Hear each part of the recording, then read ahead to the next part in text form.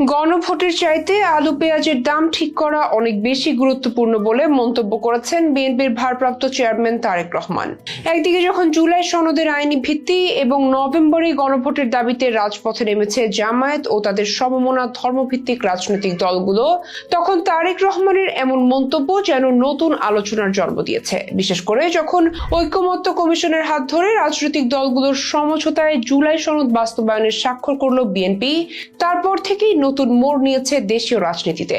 গণভোটকে কেন্দ্র করে যেন বিএনপির সঙ্গে সরাসরি দ্বন্দ্বে জড়ালো জামাত ও তাদের জোট।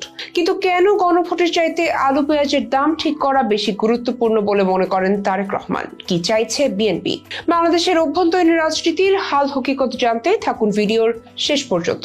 বাংলাদেশের বর্তমান রাজনীতিতে সবচেয়ে আলোচিত এক ইস্যুর নাম গণভোট। এর পাশাপাশি জুলাই সনদ বাস্তবায়ন নিয়েও চলছে নানা টালবাহানা। এই দুই ইস্যুকে ঘিরেই এবার দ্বন্দ্ব শুরু হয়েছে দুই রাজনৈতিক দল বিএনপি ও জামায়াতে ইসলামীর। জামায়াতের দাবি চলতি মাসেই অর্থাৎ নভেম্বরেই করতে হবে গণভোট। তাদের সঙ্গে আছে অন্যান্য আরো 7টি রাজনৈতিক দল। তবে গণভোট ইস্যুতে যেন বেঁকে বসেছে বিএনপি, যার ফলে দেশের রাজনীতিতে পাল্টাপাল্টি অবস্থান নিতে দেখা যাচ্ছে বিএনপি, জামাত সহ অন্যান্য রাজনৈতিক দলগুলোকে। এ প্রসঙ্গে সবচেয়ে আলোচিত বক্তব্য বিএনপির শীর্ষ নেতা তারেক রহমানের। তার দাবি, এই সময় গণভোটের চেয়ে আলুর ন্যায্য মূল্য পাওয়া এবং পেঁয়াজের সংরক্ষণাগার স্থাপন কৃষকদের কাছে অনেক বেশি গুরুত্বপূর্ণ। গত 12 নভেম্বর ঢাকায় বাংলাদেশ চীন মৈত্রী সম্মেলন কেন্দ্রে এক আলোচনা সভায় এই কথা বলেন তিনি। জাতীয় বিপ্লব ও সংহতি দিবস উপলক্ষে বিএনপি আয়োজিত এই সভায় লন্ডন থেকে ভার্চুয়ালি যুক্ত হয়ে বক্তব্য দেন তারেক রহমান। তার মতে, উৎপাদন ও সংরক্ষণ ব্যয়ের অর্ধেক দামেও চাষিরা আলু বিক্রি করতে পারছেন না। আলু চাষ করে আলু চাষিরা এবার প্রায় 3000 কোটি টাকা লোকসানের আশঙ্কা করছেন।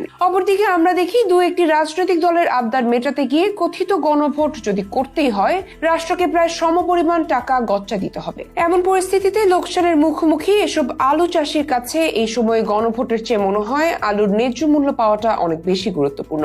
তার এই বক্তব্য দেশবাসীর কাছে উপস্থাপনের জন্য সাংবাদিকদের সহায়তা প্রত্যাশা করেন বিএনপির ভারপ্রাপ্ত চেয়ারম্যান। এ প্রসঙ্গে আলোচনায় দেশে পেঁয়াজ সংরক্ষণের সুষ্ঠু ব্যবস্থা না থাকায় প্রতি বছর পেঁয়াজ আমদানির উপর নির্ভর করতে হয় বলেও উল্লেখ করেন তারেক রহমান। বিএনপির শীর্ষ নেতার দাবি, আমার কাছে মনে হয় জনগণের হাজার হাজার কোটি টাকা ব্যয় করে কথিত গণভোট উৎপাদনের চেয়ে সেই টাকায় পেঁয়াজ সংরক্ষণাগার বা কোল্ড স্টোরেজ যদি স্থাপন করা হয়, তবে সেটি কৃষকদের কাছে বেশি গ্রহণযোগ্য হবে।